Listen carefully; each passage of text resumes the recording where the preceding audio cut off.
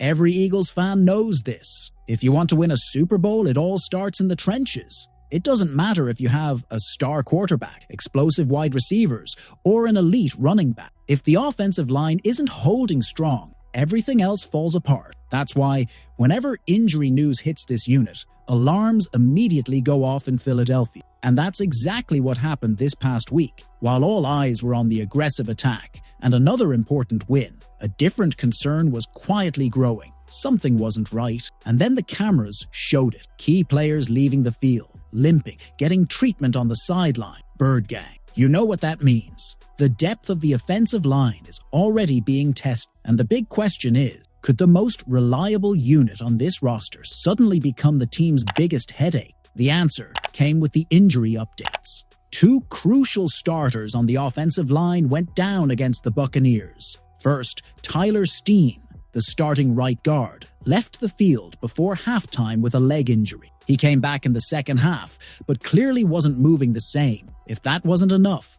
the biggest scare came later. Lane Johnson, the veteran, the leader of this unit, and one of the most respected tackles in the NFL, also left the game. It happened on the fake tush-push play that ended in a Saquon Barkley touchdown. Johnson hurt his shoulder and was listed as questionable to return. And here's what makes it worse. This wasn't even the first time Johnson has had to leave a game this season. Just a week earlier, against the Rams, he came out briefly after suffering a stinger in his neck. Now, with the shoulder added to the list, the reality is clear. He's not 100%. And if there's one player the Eagles can't afford to lose long-term, it's Lane Johnson. The impact was immediate. With Steen out, Fred Johnson had to step in. With Lane hurting, Matt Pryor had to take snaps. Both are hard-working players, but let's be real. The drop-off in talent is massive. When the Eagles' O-line is fully healthy, it's one of the best in football. But when guys start going down, the depth doesn't bring the same security. And here's the part that makes it even scarier. It's only week 4. The season is long, physical, and unforgiving. If injuries are already piling up now, what will this unit look like come December or January when everything is on the line? The coaching staff has tough decisions ahead. Do you push guys like Steen and Lane to get back on the field quickly, even if they're not 100%? Or do you sit them now and risk short-term struggles for long-term health? Steen came back into the game, but clearly wasn't at full strength. Lane has a history of playing through pain, but at what cost?